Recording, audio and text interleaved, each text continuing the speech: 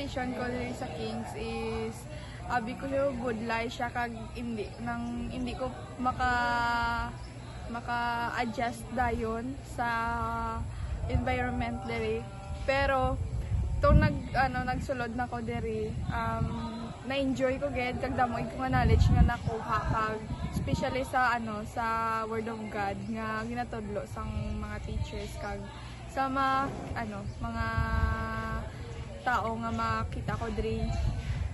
Ang mga nabalaan ko diri about sa Kings kay grabe siya ka high standard, tapos nag-focus sila sa educational, hindi lang sa educational kundi sa spiritual man.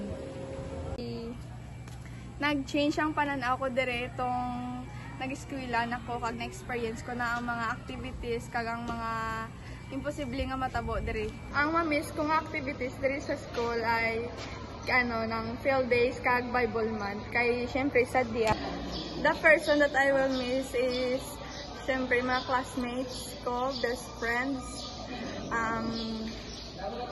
Kay damo na kami mga memories nga naagyan diri sa school kag sa school man damo kami sang memories nga na himo kag especially sa amon nga teachers kay Ma'am Jud nga kay Sir Joven kag sa iban pa nga subject teachers nga nagtudlo sa amon diri. Amo na silang mga tao nga ma-miss.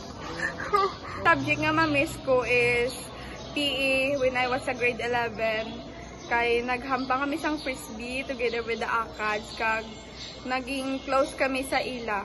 Kag sumo nga grade 12 ko entrep kay mas damo ko natun-an pag-abot sa negosyo. Ang place nga ma-miss ko diri sa school kay ang amon nga classroom kay damo-damo kami sang memories nga nabuo nga upot namo ng ACADS kag damo kami sa mga na share ang mga experiences nga hindi ko gid malimtan diri sa eskwelahan is ang Lakeview Camp naman sa Lake Cebu. Hindi ko gid siya malimtan kay first time ko mag-attend sang Lakeview Camp with my classmates, friends, and teachers. Kag damo sa mga activity like Bible study kag iban pa nga about spiritual. Kag amo lang na. Hindi encourage ko kamo nga mga estudyante nga mga eskwela diri sa Kings kay ang quality sang education nila nami gid kag ang about sa spiritual mas mapalapit ka sa kay God kag mas makilala mo gid siya. Ang life lesson ko as a KCIan is being responsible as a student of KCI and ang attitude gid ibase sa lugar or sa tao nga masalamuha mo. Kay hindi tanan is kayumor mo kag when it comes sa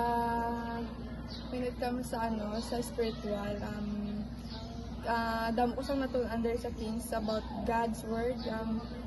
Kailangan mo gid ibutang si God sa center sang imo kabuhi nga biska nandun pa nga desisyon dapat aragin si God or mangayo ka sang guide ni God para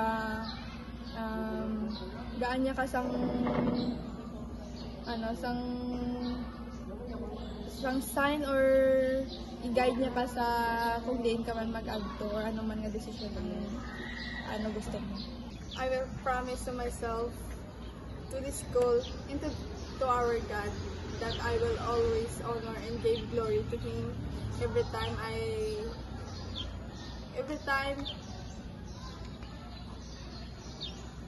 wake up.